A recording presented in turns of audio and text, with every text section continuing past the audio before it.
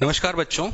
तो कुछ हम करेंगे साइनोनिम एंटोनिम, विलोम शब्द और समानार्थी, और इसी पार्ट में कुछ करेंगे इडियम्स, मुहावरे। ठीक है, जैसे सीधा साइनोनिम एंटोनिम्स पे आते हैं। एक वर्ड है बेटा कन्वेंशनल। एक वर्ड होता है कन्वेंशनल। इसका मतलब क्या होता है? कन्वेंशनल का मतलब होता है पारंपरिक।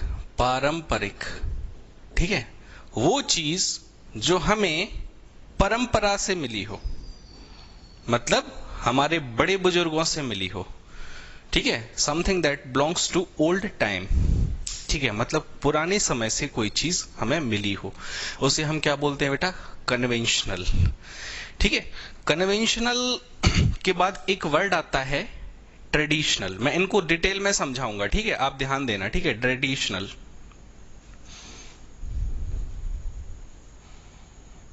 ठीक है, एक वर्ड होता है आपका ट्रेडिशनल।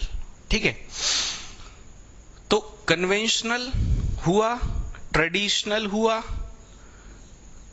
क्लासिकल हुआ। ये सारे वर्ड्स का मतलब होता है ऐसी चीजें जो पारंपरिक रूप से आपको मिली हो, ऐसी चीजें जो आपको पारंपरिक रूप से मिली हुई हो। ठीक है, अब ध्यान से सुनना। ठीक है, मैं ऐसी चीजों की बात बता रहा हूं जो आपको बड़े बुजुर्गों से मिली हो। ठीक है, अगर बड़े बुजुर्गों से आपको कोई चीजें मिली हैं, जैसे हमारे यहाँ पे क्या होता है, गांव वगैरह में कुल देवता होते हैं। ठीक है, हर किसी के अलग अलग कुल देवता होते हैं। तो एक बात बताओ, जिन कुल देवता को आप मानते हो या जिन भगवान को या किसी भी, ठीक है, तो एक ट्रेडिशनली पूजा जो है वो आप ट्रेडिशनली करते हो ना। ठीक है, परंपरा के अकॉर्डिंग करते हो, कन्वेंशनल। ठीक है, कई लोग सत्यनारायण जी की कथा कराते हैं। तो साल भर में पूजा वगैरह कराना और कुल देवता जी का जो हमारे यहाँ पे रूटीन रहता है बेटा, वो फिक्स है ना। ऐसा तो नहीं है कि अगले साल कुल देवता जी हमारे बदल जाएंगे, नहीं। क्योंकि कुल देवता जी वगैरह का जो हमें ये कुल देवता वगैरह जी का जो कल्चर मिला है ना, जो कल्चर संस्कृति मिली है, कुल देवता को मानना और ये सब, ये हमें मिला है हमारे दादाजी से, परदादाजी से। तो दे आर बेटा ओल्ड वैल्यूज। क्या है? Old values. ओल्ड वैल्यूज का मतलब है, वैल्यू का मतलब यहां पे है, ठीक है, प्रतिष्ठा। ठीक है, यहां पे बेटा प्रतिष्ठा है। तो ये पुरानी प्रतिष्ठाएं हैं, कुल देवता को मानना। हमारे यहाँ पे शादी होती है तो हर एक जाति और हर एक गांव के हिसाब से अलग अलग रीति रिवाज होते हैं बेटा। ठीक है, तो दे आर फिक्स्ड। ये फिक्स हैं, आप इनको चेंज नहीं कर सकते, क्योंकि जो दादाजी परदादाजी दे गए, ठीक है, वही चलेगा ना आगे। जैसे शादी होगी तो उसी तरीके से होगी। समझ रहे हो आप मेरी बात को? ठीक है, ध्यान से सुनना, ये वर्ड थोड़े टिपिकल हैं। ठीक है, अभी मैं हर एंगल में बताऊंगा इनको। ठीक है, एक बार समझ लो। तो बेटा ये ना, ये जो ऐसे नियमों के लिए हम ये सारे वर्ड यूज करते हैं जो नियम इस्टेब्लिश हैं। जो नियम इस्टेब्लिश हैं मतलब इस्टेब्लिश्ड, इस्टेब्लिश हो चुके हैं। जैसे आपके यहाँ पे कुल देवता जी जो है वो नहीं बदलेंगे। ठीक है, जो नियम आपके पूर्वजों से आपको मिले हैं, जो नियम आपको पूर्वजों से मिले हैं, वो नियम आगे चलेंगे ना। हाँ, वो आपके बच्चे, आपके नाती पोते इनमें पास होंगे ना। ठीक है, इनके थ्रू भी आगे बढ़ेंगे। तो आपकी संस्कृति वगैरह जो लोगों जनरेशन टू जनरेशन आगे बढ़ती है वो फिक्स रहती है बेटा। ठीक है, शादी भी उसी तरीके से होगी और ये सब चीजें होती हैं। तो कन्वेंशनल, ट्रेडिशनल, क्लासिकल और एस्टेब्लिश्ड का मतलब होता है वो वैल्यूज, वो प्रतिष्ठाएं। ठीक है, वो वैल्यूज, ठीक है, जो पीढ़ी दर पीढ़ी बदले ना। ठीक है, समझ आ रही बात? ओके। अब जैसे मान लो एक वर्ड होता है कन्फर्म। का मतलब बेटा क्या बात होता है? कन्फर्म का मतलब बताओ क्या होता है? कन्फर्म का मतलब निश्चित। बोलते नहीं कन्फर्म करके दो, तो कन्फर्म करने का मतलब है कि निश्चित करके दो बात को। ठीक है, अनिश्चित नहीं होना चाहिए, ऐसा लाग लपेट नहीं होना चाहिए, फिक्स होना चाहिए। तो कन्फर्मिस्ट जो होते हैं ना, दे आर क्लासिकल, ट्रेडिशनल और कन्वेंशनल। तो क्लासिकल की बात करो, ट्रेडिशनल की बात करो और एस्टेब्लिश्ड की बात करो या फिर कन्फर्मिस्ट की बात करो, ये सारे वर्ड्स जो है ना, ये डिनोट करते हैं आपके पारंपरिक वैल्यूज को। ठीक है, पारंपरिक विजडम को, पारंपरिक ज्ञान को। ठीक है, रेस्पेक्ट, पुराने जमाने में आपने देखा होगा कि रिस्पेक्ट जो होता था ना वो बहुत ज्यादा लोग देते थे, ठीक है। हाँ, तो जैसे ज्ञान हुआ, सम्मान हुआ, संस्कृति के प्रति झुकाव हुआ, ये सब चीजों के लिए हम ये वर्ड यूज करते हैं। अब मैं आपको बता देता हूं, ठीक है। अब जैसे अगर आप बात करो योगा की, ठीक है, अगर आप योगा की बात करो तो योगा जो है ना, इट इज एस्टेब्लिश्ड, ठीक है, फॉर्म ऑफ आर्ट। अब ऐसा तो है नहीं कि योगा हर साल बदलेगा। आज हम पैर उठा के सूर्य नमस्कार करते हैं, मतलब एकदम पैर को थोड़ा सा ऐसे 90 डिग्री पे ले जाके, कल को हम अपना पैर काट के फेंकेंगे, लो हम ऐसे योगा करेंगे। योगा बदलेगा नहीं, योगा जो बन गया वो बन गया। तो योगा क्या है? ये भारतीय संस्कृति का एक हिस्सा है ना। तो योगा हमारा कन्वेंशनल, ठीक है, कन्वेंशनल आर्ट ऑफ एक्सरसाइज है, ट्रेडिशनल है, क्लासिकल है, एस्टेब्लिश्ड है, कन्फर्मिस्ट है। तो योगा नहीं बदलेगा। तो ऐसी बहुत शादी, जैसे हिंदू धर्म में शादी ऐसे होती है, ठीक है, मुस्लिम धर्म में ऐसे होती है, ईसाइयों में ऐसे, सिख में, तो ये फिक्स चीजें हैं जो हमें परंपरा से मिली हैं, इन्हें हम चेंज नहीं कर सकते। समझ रहे हो ना? इन्हें हम चेंज नहीं कर सकते, बस इनको हम अच्छा मान सकते हैं या बुरा मान सकते हैं। तो ये जो वर्ड बेटा मैंने यहाँ पे लिखे हुए हैं, मेन पॉइंट मेरा यही है कि इन शब्दों को आप देखते किस हिसाब से हो। अगर आप पॉजिटिव देखते हो तो सबसे पहले तो मैं इनके पॉजिटिव वो बता देता हूं अर्थ। फिर अगर आप इनको गलत तरीके से लेते हो, नेगेटिव, तो फिर नेगेटिव। क्योंकि बेटा मैं आपको बता देता हूं, ये जो नियम है वो हमारे पूर्वजों ने बनाए हैं। तो अब जैसे 100 नियम बनाए हैं बेटा, आप यही बात समझने की है, 100 नियम बना के गए हैं हमारे पूर्वज, तो 70 नियम तो अच्छे हैं और 30 नियम क्या हैं बेटा? बुरे हैं। तो जो 70 नियम अच्छे हैं उनके लिए हम इन सारे शब्दों को अच्छे में यूज करेंगे, और जो 30 नियम बुरे हैं उनके लिए इन सारे शब्दों को हम नेगेटिव में यूज करेंगे। तो यही बात है बेटा, ये शब्दों का एक डेफिनेट मीनिंग नहीं है। इन शब्दों को आप सेंटेंस में किस तरीके से प्रयोग कर रहे हो, ये सबसे बड़ा क्वेश्चन है, ठीक है। अब देखो, अगर आप क्लासिकल की बात करो बेटा, ठीक है, क्लासिकल की बात, तो क्लासिकल में क्या होता है? जैसे बेटा क्लासिकल का मतलब होता है ओल्ड, पुराना। कई लोग बोलते हैं क्लासिकल का मतलब क्या, तो मैं बोल देता हूं क्लासिकल माने ओल्ड। अब पुरानी चीजें कुछ तो अच्छी हैं और कुछ बुरी हैं। अब जैसे बोलते हैं क्लासिकल सॉन्ग, क्लासिकल सॉन्ग्स। अब बेटा अगर आप बाहुबली फिल्म देखी हो, ठीक है, अक्सर लोगों ने देखी होगी, तो उसमें अधिकतर जो म्यूजिक यूज हुआ है, जो उनके गानों में म्यूजिक यूज हुआ है वो क्लासिकल है और लोगों को बहुत अच्छा लगा। तो क्लासिकल का मतलब होता है तबले वगैरह से, जो तबला है, जो हमारे यहाँ पे वीणा है, इनके अगर म्यूजिक को यूज करेंगे, बांसुरी को, तो वो क्लासिकल म्यूजिक होगा, ठीक है। और उस म्यूजिक से जो सॉन्ग बनेंगे वो क्लासिकल सॉन्ग बनेंगे।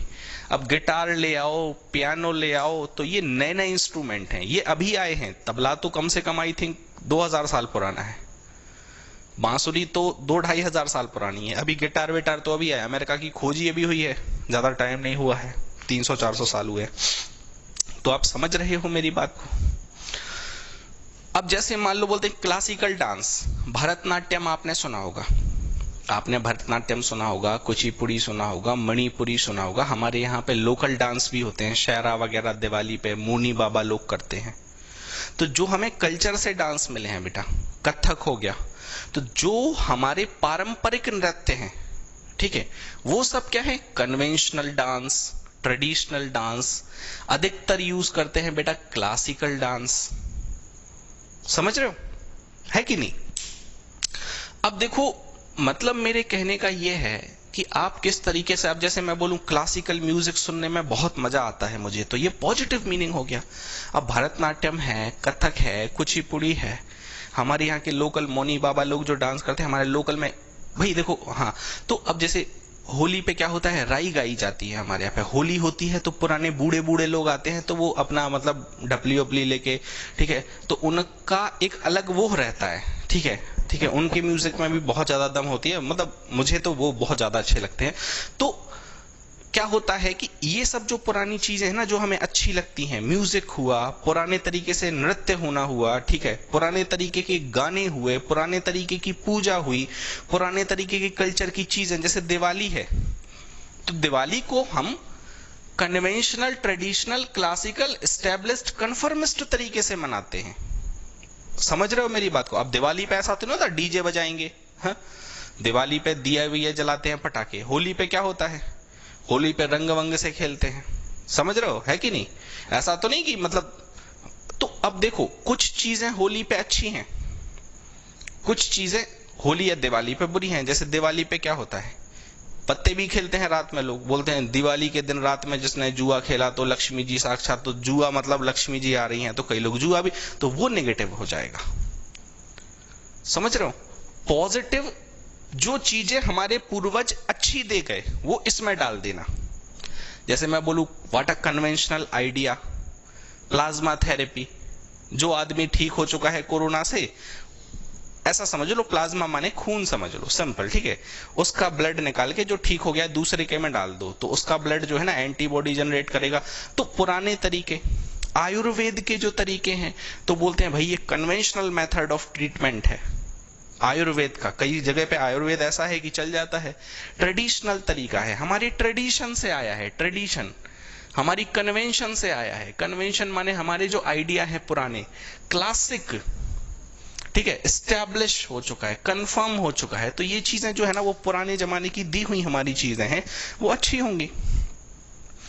अब अगर आप एक बात बताओ, दहेज प्रथा हुई, बाल विवाह हुआ, समझ रहे हो? तो दहेज प्रथा हुई, बाल विवाह हुआ, या फिर बहुत सारे ऐसे नियम हैं हमारे यहाँ पे। सती प्रथा पहले थी, तो राजा राम मोहन राय ने, देखो बेटा अब नेगेटिव मैं बता देता हूँ। राजा राम मोहन राय की अगर आप बात करो, तो राजा राम मोहन राय जो आधुनिक भारत था ना, द रिनाइजेंस ऑफ इंडिया, उनकी एक किताब है, ठीक है, बहुत ज्यादा शानदार किताब है। तो द रिनाइजेंस ऑफ इंडिया का मतलब ये है, आधुनिक भारत की स्थापना किसने की? राजा राम मोहन राय ने। तो राजा राम मोहन राय ने आधुनिक भारत का मतलब बेटा ये भी नहीं है, राजा राम मोहन राय ने साफ साफ लिखा है कि हमारी हर चीज गलत है। उन्होंने ये बोला है कि कुछ 5-10% जो हमारे पूर्वज लोग गलत काम बता गए हमें करने के लिए, उनको हमें हटाना है, जैसे सती प्रथा, बाल विवाह, ठीक है। तो ये सब चीजों के लिए राजा राम मोहन राय ने लड़ाई लड़ी, ठीक है, सती प्रथा और बाल विवाह। तो इसीलिए उन्हें आधुनिक भारत का, ठीक है, पिता कहा जाता है। ओके, अब देखो बेटा, जैसे अगर आप यहां पे बात करो, अगर नेगेटिव में बात करो, तो एक वर्ड होता है स्टीरियोटाइप। तो स्टीरियोटाइप का मतलब भी कन्वेंशनल होता है, ठीक है। अब स्टीरियोटाइप सोच होती है ना जो लोगों की, वो समझ लो। कई बार चाय की दुकान पर लोग बैठे मिल जाते हैं, ठीक है, मैं बता रहा हूं, अधिकतर मैंने खुद भी सामने देखा हुआ, और एक दो बार मैंने एग्जाम्पल में भी बताया आपको। तो ये जो 50-55 साल के लोग होते हैं ना, जो पुराने हो गए, उनकी कुछ थिंकिंग आप देखना। अगर कोई बच्ची स्कूटी से निकल जाए तो मतलब वो कहते हैं अब देखो क्या जमाना आ गया है? स्कूटी से जा रही हैं, हमारे जमाने में इतना घूंघट रहता था। तो अब आप इस सोच को क्या कहोगे? कुछ लोग पॉजिटिव ले सकते हैं, कुछ लोग नेगेटिव ले सकते हैं। तो भाई लेकिन सामान्य तौर पे ये तो गलत है ना। ये गलत इसीलिए है कि वो घूंघट डाल रही हैं, तो फिर आप भी घूंघट डालो। भाई भगवान ने एक संदेश देके तो नहीं भेजा है कि घूंघट केवल उन्हें डालना है। ये तो हमारे पूर्वजों ने नियम बनाए थे घूंघट के, ठीक है। तो स्टीरियोटाइप का मतलब बेटा होता है सोच। कौन सी सोच? घिसी पिटी। और वो आई कहां से है? Conventional, traditional, classical, established. अब उस 50 साल के आदमी को मैं ये तो बोल ही सकता हूं कि ही इज अ स्टीरियोटाइप पर्सन। ये मैं बोल सकता हूं कि वो एक स्टीरियोटाइप पर्सन है, उसकी सोच घिसी पिटी है। समझ में आ रही है मेरी बात? उसकी सोच पुरानी है, ठीक है।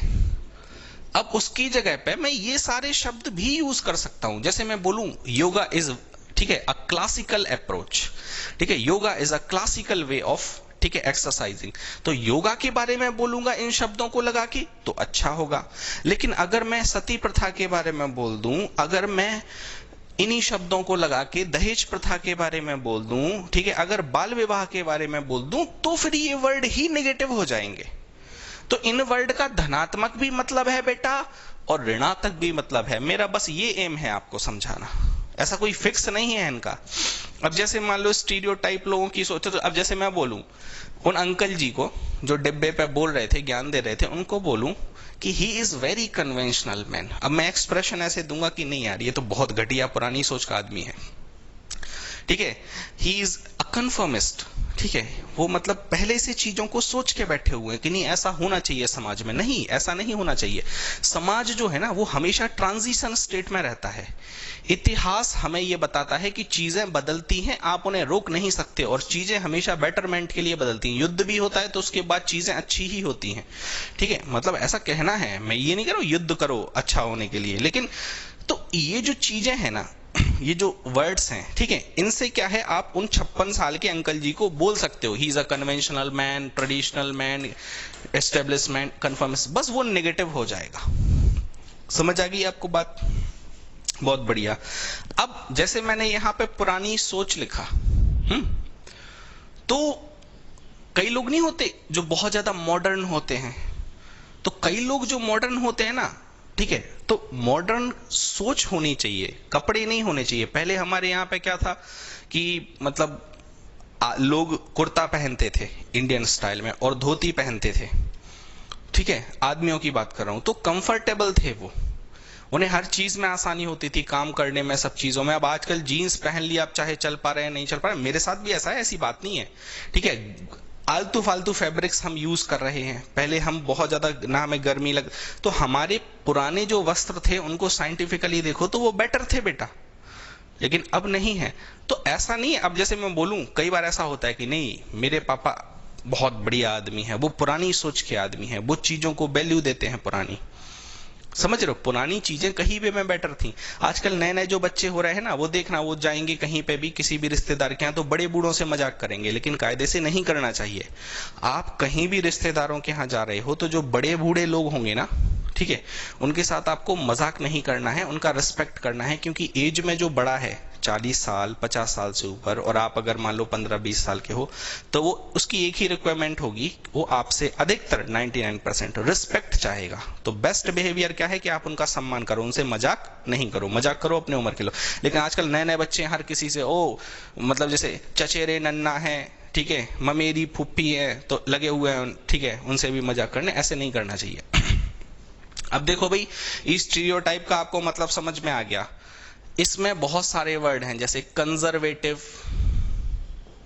कंजर्वेटिव का मतलब क्या होता है? कंजर्व, कंजर्व का मतलब क्या होता है? एक कुएं का मेढक। कंजर्वेटिव को अगर आपको याद रखना है तो आप ऐसे रख लो, कुएं का मेढक। बेटा ये जो है ना, जो मैं यहां पे वर्ड लिखवा रहा हूं, ये बेटा नेगेटिव में ही यूज होंगे मोस्ट ऑफ द टाइम, 99%। ये नेगेटिव में भी हो सकते हैं, पॉजिटिव में भी, ठीक है, और यहां पे पॉजिटिव में होंगे तो मैंने बता दिया किस तरीके से होंगे। तो अब नेगेटिव के कुछ वर्ड बता रहा हूं इसी से रिलेटेड। कंजर्वेटिव हो गया, जैसे मान लो आपका, उसके बाद फिर एक कॉमन प्लेस हो गया। अब यहां पे इसको याद नहीं करना है, कॉमन प्लेस का मतलब होता है कॉमन सोच होना। कॉमन का मतलब यहां पे घिसी पिटी सोच से है, नई सोच नहीं होना। कॉमन सोच का मतलब, कॉमन प्लेस का मतलब, या फिर बैनल का मतलब, कॉमन प्लेस हो गया, बैनल हो गया, हैकनेड हो गया, ठीक है, हैकनेड हो गया। तो ये जितने भी वर्ड्स हैं, ये जितने भी वर्ड्स हैं, ठीक है, तो अब ये जितने भी शब्द हैं, ये 3 मैंने लिखे हैं, इन सब का मतलब है स्टीरियोटाइप। इन सब का मतलब क्या है बेटा? स्टीरियोटाइप, मतलब पुरानी घिसी पिटी सोच, ठीक है, मतलब इन शब्दों का नेगेटिव अर्थ। He is a common place, he is banal, ठीक है, ही इज हैकनेट, ठीक है।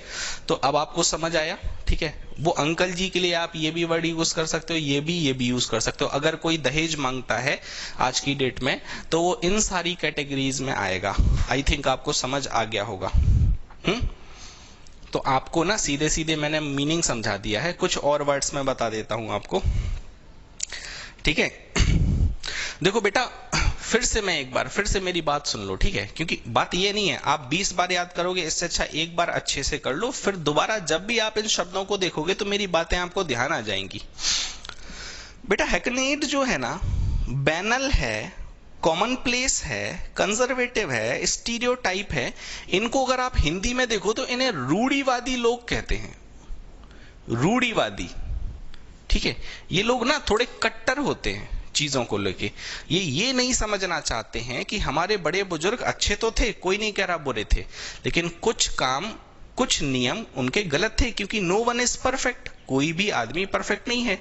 तो हमारे यहाँ पे कुछ चीजें, अब जैसे मेरे अगर दादाजी की बात करो तो ऐसा हो ही नहीं सकता कि वो 100% परफेक्ट हों। तो वो बहुत सारी चीजें अच्छी करते होंगे, तो थोड़ी चीजें उनकी गलत भी तो होंगी। तो कुछ ट्रेडिशंस में हम लोग, कुछ ट्रेडिशन जो हमें पास हुआ है उनसे, तो उसमें हम भी कुछ चीजें हो सकता है गलत करते हों। तो गलत चीजों को मानने वाले नहीं हैं ये लोग रूढ़िवादी हैं। मतलब अगर औरत को पर्दा करना चाहिए तो करना चाहिए, ठीक है। तो ये चीज है। लेडीज को, मतलब महिलाओं को शिक्षा नहीं देनी चाहिए तो नहीं देनी चाहिए। महिला को बाहर काम करने की आजादी नहीं देनी चाहिए तो नहीं देनी चाहिए। समझ आ गई बात? ठीक है। तो आप समझ रहे हो ना इसका? ठीक है, समझ रहे हो ना? अब इनका ऑपोजिट आपको अलग मिल जाएगा, बाद में मैं बता दूंगा, ठीक है।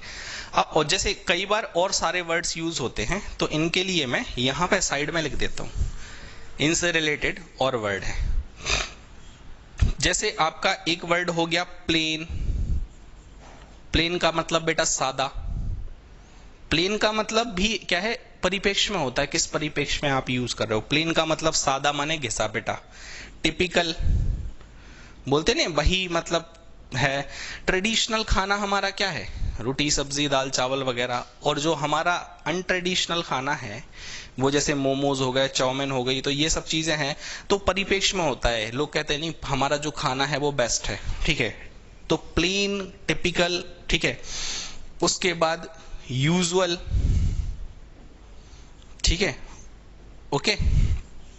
तो ये सारे वर्ड का मतलब भी क्या है बेटा? घिसा पिटा होता है। ये सारे शब्दों का मतलब भी अनओरिजिनल।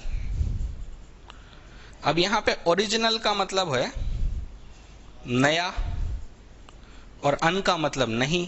तो कोई चीज जो नई ना हो, मतलब घिसी पिटी और पुरानी हो। तो अगर आप निगेटिव में यूज करोगे कि आपकी जो सोच है, उन अंकल जी को जो डिब्बे वाले, जो एक बच्ची के बारे में कमेंट कर रहे थे, या जो महिलाओं के लिए थोड़ा छोटा समझते हैं, औरतों को ये नहीं करना चाहिए वो नहीं, तो उनको आप बोल सकते हो उनकी थॉट प्लेन है, टिपिकल है। उनकी सोच टिपिकल है, प्लेन है। टिपिकल का मतलब होता है मतलब घिसी पिटी। यूजुअल है, ठीक है, पुरानी। अनओरिजिनल है मतलब नई नहीं है, नोवेल नहीं है, ठीक है। नोवेल कोरोना वायरस, पहले के वीडियो देखते जाना, ठीक है। तो मैंने बताया था कि नोवेल जरूरी ही है कि नेगेटिव में यूज हो, ठीक है। तो आपको समझ में आया? आशा है कि समझ में आ गया होगा। कंजर्वेटिव वर्ड है ना, उससे रिलेटेड एक और वर्ड आपने अगर कभी सुना हो, ऑर्थोडॉक्स, ठीक है। जो ऑर्थोडॉक्स लोग होते हैं, ध्यान से सुनना, ऑर्थोडॉक्स जो लोग होते हैं और जो कंजर्वेटिव लोग होते हैं, ये क्या करते हैं ना कि अपनी संस्कृति को इतना ज्यादा मानते हैं, इतना ज्यादा मानते हैं कि ये कभी स्वीकार नहीं करते कि पूर्वजों से जो हमें चीजें मिली हैं उनमें कुछ गलतियां भी हैं। तो ऐसे लोगों को हम कट्टर भी बोलते हैं। ऐसे लोगों को हम कट्टर भी बोलते हैं।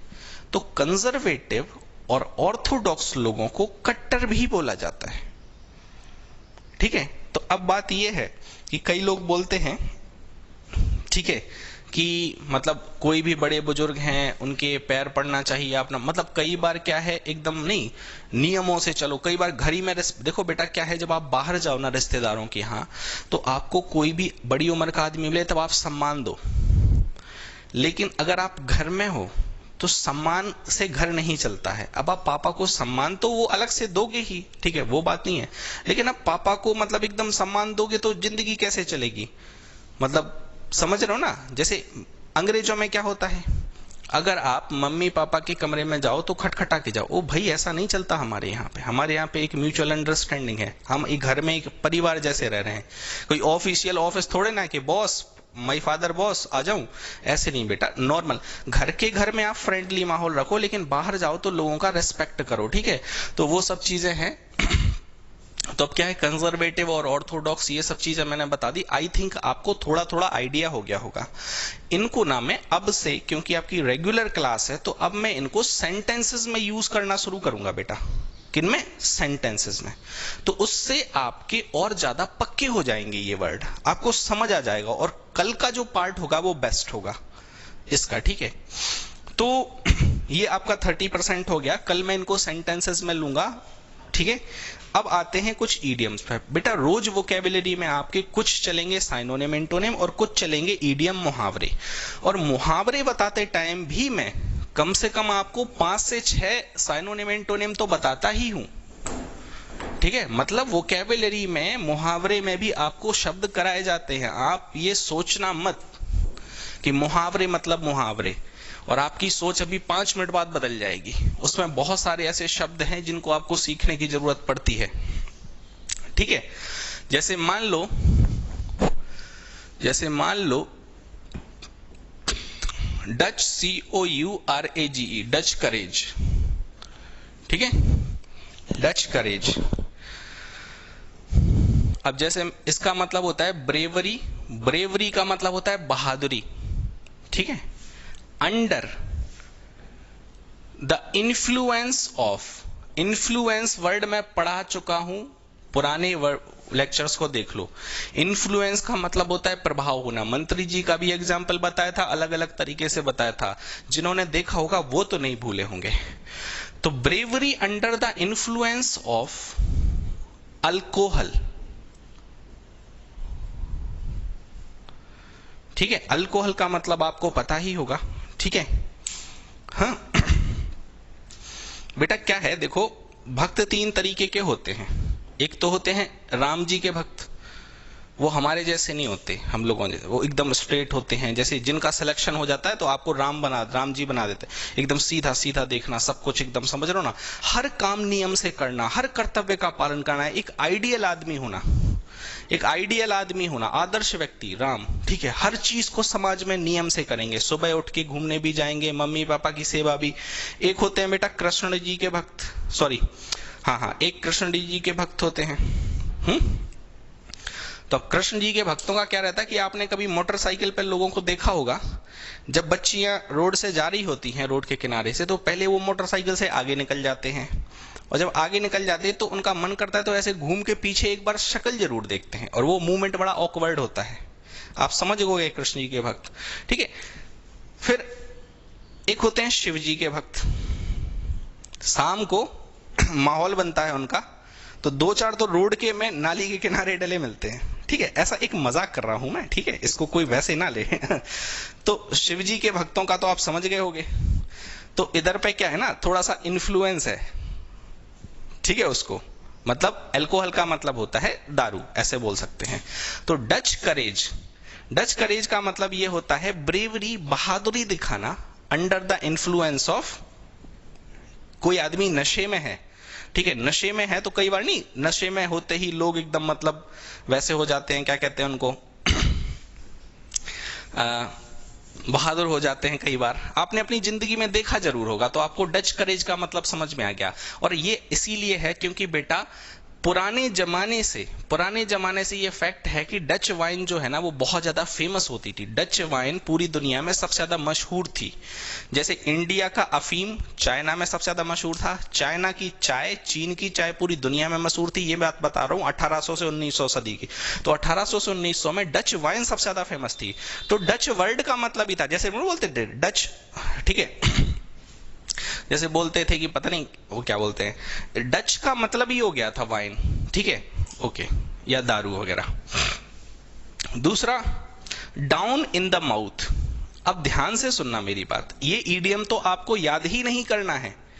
कल मैंने आपको सैड के साइनोनिम्स बताए थे, और मैंने ये भी बताया था कि आई am feeling down, I am feeling down. इसका मतलब ये नहीं है कि मैं नीचे जा रहा हूं, जमीन के अंदर घुसता चला जा रहा हूं। डाउन का मतलब मेरा मुंह ऐसे झुका हुआ है, मैं थका हुआ हूं, मैं दुखी महसूस कर रहा हूं, मैं डिप्रेस हूं। तो डाउन इन द माउथ का मतलब बेटा क्या हो जाएगा, out of element, out of element. अब मैं ये सब अंग्रेजी में क्यों लिख रहा हूं, मैं हिंदी में लिख देता। बेटा पेपर में ना हिंदी नहीं आती है, एक भी शब्द हिंदी में नहीं आता है, आप इसको डायरेक्ट समझो। आउट ऑफ एलिमेंट, यहां पे एलिमेंट का मतलब है स्पिरिट, स्पिरिट का मतलब होता है बेटा ऊर्जा। तो आउट ऑफ ऊर्जा मतलब ऊर्जा नहीं होना, मतलब थका होना, मतलब दुखी होना, मतलब आपके फेस पे ग्लो नहीं होना, खुशी ना होना, तो आप दुखी हो। अगर आप दुखी हो तो वही तो बोलते हैं डाउन इन द माउथ, मतलब मुंह लटका के नहीं बोलते काहे भैया मुंह लटकाए हुए हो, क्या बात हो गई, तो बोलते हैं अरे भैया हमारा पर्स गिर गया या हमारे 500 रुपए गिर गए। अच्छा ऐसी बात है, तो दुखी होने की बात ही है, 500 रुपए गिर गए तो डाउन इन द माउथ का मतलब बेटा आउट ऑफ एलिमेंट। समझ रहे हो ना। अब ये एलिमेंट का मतलब मैंने बता दिया ना आपको, अब साइनो एंटो में पढ़ाएंगे तो याद रखना इस चीज को, एलिमेंट का मतलब स्पिरिट, ठीक है। ठीक है, उसके बाद एक वर्ड है इन द ब्लूज, ठीक है। और मैंने कल आपको यही बात बोली थी जब मैं आपको सैड के साइनोनिम्स पढ़ा रहा था, तो मैंने बताया था ब्लू, ब्लू माने क्या होता है नीला, डार्क माने क्या होता है काला, डार्कनिंग माने ब्लीक माने, फिर मैंने आपको ग्रे भी बताया था भूरा, इन सब का मतलब होता है दुखी होना या डिप्रेस होना बेटा। नीला काला भूरा हरा लाल नहीं, इनका मतलब होता है बेटा दुखी होना। जैसे लाल का मतलब क्या होता है डेंजर, सिग्नल नहीं होते रेलवे में, लाल का मतलब अंग्रेजी में होता है डेंजर है इधर पे रुको। हरे का मतलब चलते जाओ, हरे का मतलब ग्रीन सिग्नल मिल गया, मतलब काम को आगे बढ़ाने की परमिशन मिल गई फैक्ट्री की। रेड सिग्नल, फैक्ट्री का काम बीच में रोक दिया। तो ऐसे ही ब्लू का मतलब होता है, इन द ब्लूज का मतलब होता है दुखी होना, ठीक है। इन डंप्स, इन डंप्स डिप्रेस्ड, जब कोई आदमी डिप्रेस्ड होता है बेटा, डंप का मतलब होता है यहां पे कूड़ा या कचरा। क्या होता है बेटा कूड़ा या कचरा। तुम नहीं बोलते कि हमारी जिंदगी तो बर्बाद हो गई भैया, हम किसी काम के नहीं है, 2 साल 3 साल 4 साल पढ़ने के बाद सिलेक्शन नहीं हुआ, तो आदमी ऐसा कहता है I am feeling in dumps. ध्यान से सुनना, आई am feeling in dumps, dump का मतलब है कूड़ा या कचड़ा। तो आदमी क्या है, जब अपने आप को ये समझने लगे कि हम किसी काम के नहीं है, इसका मतलब वो कूड़ा कचड़ा हो गया है, वो डिप्रेस फील कर रहा है। आप समझ रहे हो मेरी बात को कि नहीं समझ रहे हो, ठीक है। इन द ब्लूज का मतलब दुखी होना, ठीक है। समझ में आ रही बात, बहुत बढ़िया बात है, ठीक है। डिप्रेस होना, तो ब्लू वर्ड का ही मतलब होता है sad. I am feeling blue मतलब, ठीक है, I am having some blue effects, ठीक है, मतलब मैं ये है कि मैं कुछ थोड़ा सा दुखी सा फील कर रहा हूं। नीले का मतलब ये नहीं सोचना कि नीला रंग, इधर पे दुख है बेटा, ठीक है। और ये याद भी नहीं करने हैं, क्योंकि आप ब्लू को देखो, डाउन को देखो और यहाँ पे डच को देखो, हर एक ईडीएम में ऑलमोस्ट एक कीवर्ड होता है, आपको बस उस कीवर्ड को ध्यान से देखना है। और इतनी कहानी मैं इसीलिए बता रहा हूं कि जिस दिन 500 पार हो गए, 1000 ईडीएम है टोटल या 1200 है बेटा, जिस दिन 500 पार हो गए ना सब मिलने लगेंगे, इसलिए जल्दबाजी नहीं करो, ठीक है। मोटरसाइकिल चलाना भी सीखे थे तो कोई सीधा 80 की स्पीड में नहीं सीखे थे, धीमे धीमे पहला गियर दूसरा गियर फिर सीखे थे ना, तो अभी क्या है इतना जल्दी। समझ में आ गई बात बेटा, ठीक है। एक वर्ड मैंने आपको बताया था इल एट ईज। अब देखो बेटा, ये ईडीएम आपको याद ही नहीं करना है। आप मेरे साथ अगर वो साइनो एंटो, और मैं कोई छांट के नहीं ला रहा हूं, आप अपने कमेंट में डाल दो, कोई भी ईडीएम डाल दो, कोई भी वर्ड डाल दो, मैं आपको एक्सप्लेन कर दूंगा, ठीक है। ये रैंडम सिलेक्टेड है, कोई मेरा प्लान नहीं है कि मैं शुरू में पहले अच्छे पढ़ा दूं, ठीक है। इसीलिए मैंने आज साइनो एंटो में इतने शानदार शानदार कठिन कठिन वर्ड बताए। मैं पेरीसाइड, मेट्रीसाइड, फैट्रीसाइड रूट वर्ड ला के दे देता, उससे कोई मतलब नहीं है, कोई फायदा नहीं। ईज का मतलब होता है बेटा कंफर्टेबल, समझ रहे हो। जैसे मैंने आपको डिजीज, डिजीज माने क्या होता है बेटा बीमारी, डिजीज का मतलब क्या होता है बीमारी। बीमार आदमी कब होता है, जब वो अनकंफर्टेबल फील करता है। 2 पार्ट में इसको डिवाइड करो, इजी माने कंफर्टेबल, ईज, ईज का मतलब होता है कंफर्टेबल फील करना, शांत होना, शांत होना, ईज का मतलब शांत होना। डिस का मतलब नहीं, तो नहीं होना शांत, इसका मतलब आदमी बीमार है।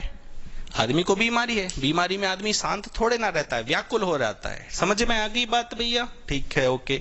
तो यहाँ पे इल लिखा हुआ है ना, इल यहाँ पे नेगेटिव मीनिंग दे रहा है। इल एट ईज मतलब एट ईज नहीं है, नहीं है एट ईज। इल का मतलब यहाँ पे नेगेटिव है, डिस लगा देते, ठीक है, नॉट लगा देते, इसका मतलब नॉट है इधर पे, ठीक है।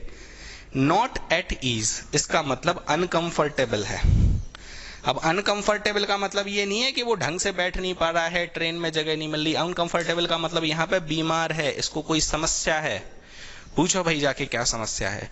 फिर हम आयुर्वेद यानी ट्रेडिशनल वे से उसका इलाज करेंगे, कन्वेंशनल वे लाएंगे। रामदेव बाबा के जितने भी प्रोडक्ट हैं वो ट्रेडिशनल हैं, कन्वेंशनल हैं, वो पतंजलि के आइडिया से प्रेरित हैं, मतलब वो कन्फर्मिस्ट हैं।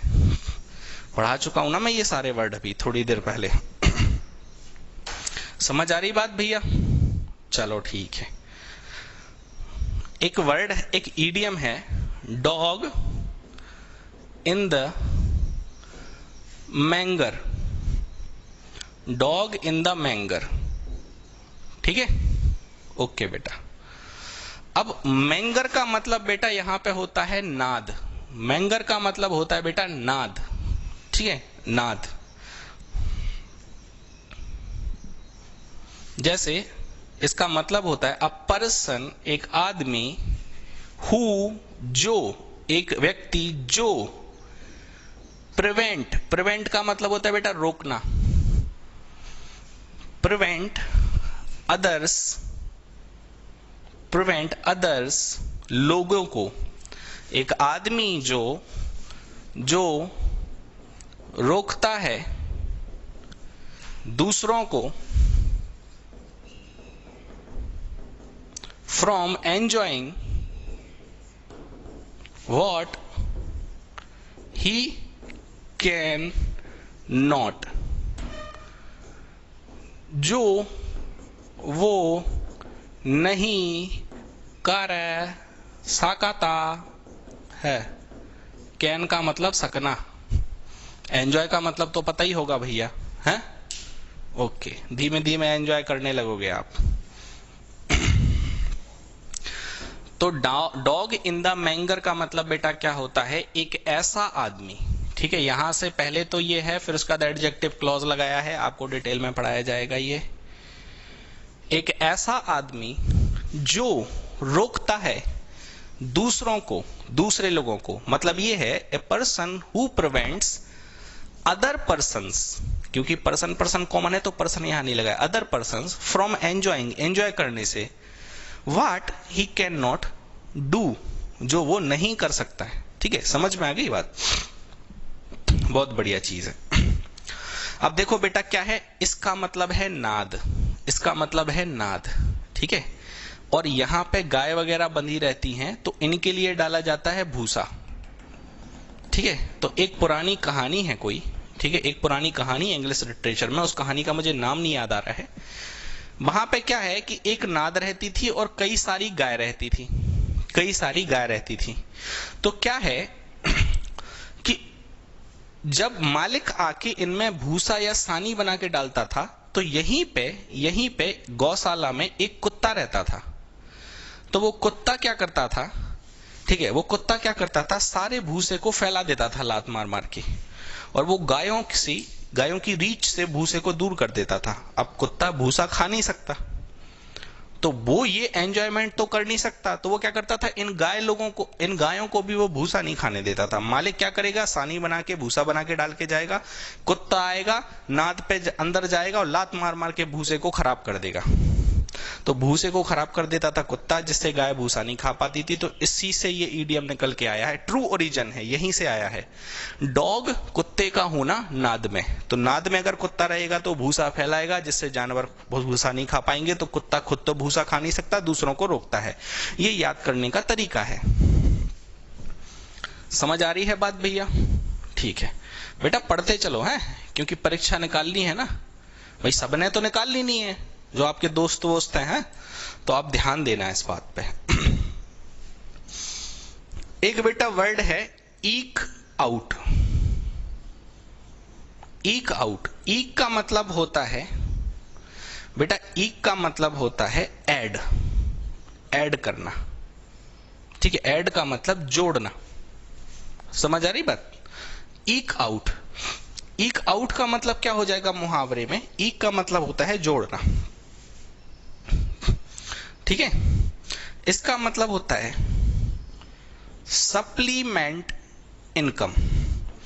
आपने सुना होगा कई लोगों की सप्लीमेंट्री किताब होती थी, अंग्रेजी में बोलते थे एक किताब हमारी जे सप्लीमेंट्री है, हमें भी पढ़नी है। बेटा सप्लीमेंट्री का देख लेना मतलब क्या होता है, ठीक है। सप्लीमेंट का मतलब क्या होता है बेटा, देखो कोई भी आदमी खाना खा रहा है 40 साल का, 45 साल का या 50 साल का, डॉक्टर क्या कहते हैं कि तुम इसीलिए बीमार हो रहे हो क्योंकि जो तुम्हारा खान पान है वो सही नहीं है, तो तुम्हें पूरे विटामिन नहीं मिल रहे हैं, विटामिन बोलते हैं उसको, ठीक है, सही प्रश्न है विटामिन। तो पूरे विटामिन नहीं मिल रहे हैं, माने विटामिन नहीं मिल रहे हैं, तो हम आपको क्या करते हैं, कुछ गोलियां लिखे देते हैं, अब रोज एक एक गोली खाओ, तो आपके खाने में जो विटामिन की कमी है वो पूरी हो जाएगी। तो सप्लीमेंट का मतलब होता है कि किसी काम में कोई चीज की कमी है तो उसको पूरी कर दे, या कुछ एक्स्ट्रा ऐड हो, कुछ ऐड हो, समझ आ रही बात, ठीक है। सप्लीमेंट का मतलब होता है चीजों को जोड़ना, शुद्ध भाषा में समझ लो। बेटा आपके घर का खर्चा है 10,000 रुपए, आपको नौकरी से मिलता है बेटा 8,000 रुपए, ठीक है। आपको नहीं, आपकी बात ही क्यों करें, हम तो कमाएंगे करोड़ों, ठीक है भाई, हाँ ओके। पड़ोसी की बात कर रहे हैं, पड़ोसी की इनकम है 10,000, मेहरा साहब की, सॉरी खर्चा, मैं सॉरी मैंने गलत बोला, मेहरा साहब का खर्चा है 10,000, मेहरा साहब कमाते हैं 8,000, तो अब खर्चा कहां से लाते होंगे 2,000, और कॉम्प्रोमाइज कर नहीं सकते, खर्चा तो 10,000 ही करना पड़ेगा, लेकिन कमाई है 8,000, तो 2,000 कहां से कमाते हैं, जुआ खेल के नहीं, 2,000 रुपया वो सुबह न्यूज़पेपर बांटने चले जाते 2 घंटे, तो ये उनकी सप्लीमेंट इनकम हो गई, ये वो ईक आउट कर रहे हैं बेटा। जो भी क्या है, जरूरत पूरी करने के लिए थोड़ा एक्स्ट्रा काम करके जो पैसे कमाते हैं ना, उसे बोलते हैं to eke out our income, ठीक है, to eke out our income, to eke out our expenditure, तो ये चीज है, ठीक है। इसमें एक सेंटेंस ही लिखे देता हूं ना मैं सीधा सीधा, to eke out his income, मतलब अपनी इनकम को, आय को पूरा करने के लिए, भाई खर्चा 10,000 है तो आय भी 10,000 होनी चाहिए, ठीक है। He works as a part time, part time का मतलब थोड़े से समय के लिए, अकाउंटेंट इन द इवनिंग, तो इवनिंग में, शाम में अकाउंटेंट की पार्ट टाइम नौकरी करता है, क्यों, क्योंकि वो अपनी इनकम में सप्लीमेंट दे सके, मतलब एक्स्ट्रा कर सके। जैसे आपका रोज 10 वर्ड मीनिंग याद करने का रूटीन है, मैं कहूं आप 2-2 वर्ड मीनिंग और डेली याद करो, तो आप उसको ऐड कर रहे हो। कई लोग ये समझते हैं सप्लीमेंट माने सीधा बढ़ा दे, सीधा नहीं, कुछ थोड़ा बहुत आपके पास है, 80-90% आपके पास है, 10-20% चाहिए, तो उसकी कमी को पूरी करने के लिए जो आप ऐड करोगे उसे सप्लीमेंट बोलेंगे, उसे बोलेंगे ईक आउट, ठीक है भैया। ईक वर्ड आपका साइनोनिम एंटोनिम में आएगा। तो फिर मिलते हैं कल, आपको मॉर्निंग में बी वर्ब की फॉर्म पढ़ाई जाएगी, तो आई होप कि वहां पे रहो आप, इसी में जिंदगी भर से लोगों को कंफ्यूजन होता आया है, ठीक है। मिलते हैं कल मॉर्निंग में ग्रामर में, धन्यवाद।